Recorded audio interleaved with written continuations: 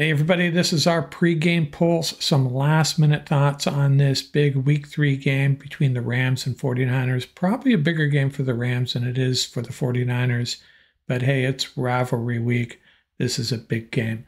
Before I get started on that, I'm going to go off on a tangent here about college football, what we saw yesterday.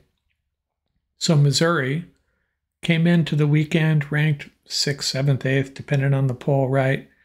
They get taken into overtime at home by Vanderbilt and pull out the win. USC, meanwhile, goes on the road to Michigan and loses a game that they probably should have won. They're ranked in the teens. I think I saw them ranked as high as number 11 in one poll. Michigan around 18. So they go to Michigan, the defending national champions, and lose in a heartbreaker, a game they probably should have won. So you tell me which team should drop in the rankings and which team should not. That's all I'm going to say about that. So on to the Rams 49ers. Man, there are some significant injuries. Is that an understatement or what? Let's see, who are the Rams missing? The Rams will be missing Cooper Kupp, Puka Nacua, Tyler Higbee, Steve Avila, John Johnson, Darius Williams, and I'm probably missing some guys. Those are the starters. Also, Darion Kendrick's been out a while. Bunch of backups, Joseph Noteboom. Man, the list goes on and on. Meanwhile, over on the 49ers side, they're missing, you could argue, their top 3 weapons on offense: Christian McCaffrey, Deebo Samuel, and George Kittle. Brandon Ayuk, he'll be good to go. He's in that mix as far as top weapons go for sure. And, there's some other guys banged up. The 49ers unsure if cornerback Charvarius Ward or defensive end Nick Bosa are going to be able to go. And it's kind of evident how they feel about that. They activate it from their practice squad, tight end Braden Willis.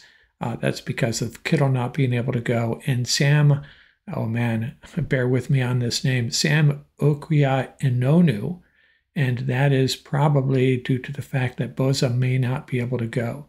So, meanwhile, the Rams have activated Kobe Durant and Joshua Carty were both earlier noted as questionable, but the fact that the Rams did not activate Tanner Brown, indication that Joshua Carty is good to go. They did activate tight end Nikola Kalanick, and that is because Davis Allen, another Ram that's not going to be able to go, Davis Allen can't go, so they activate Kalanick, just like they did last week to give them the 3 tight ends. And they also activated wide receiver Xavier Smith. So the fact that they did not activate Ahkello Witherspoon or Tanner Brown, the cornerback and kicker respectively, an indication that they're feeling good about Kobe Durant and Joshua Carty. They must be feeling really, really good about their ability to contribute here. And they better be. we obviously need Durant and Carty. Now, where does that leave these two teams? 2 really banged up teams.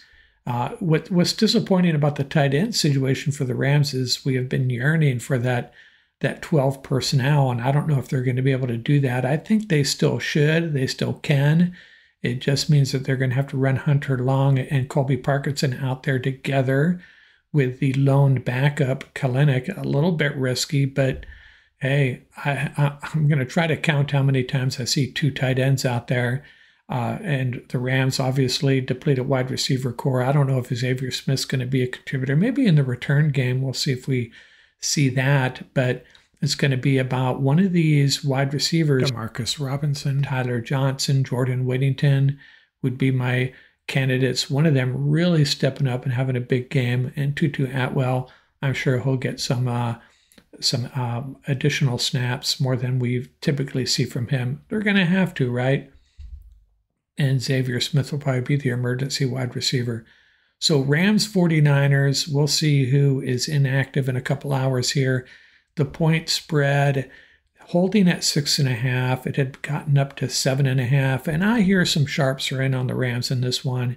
And CBS Sports Lines AI bot picking the Rams to cover. That's I think that's their pick of the week. So they're at least predicting a close game.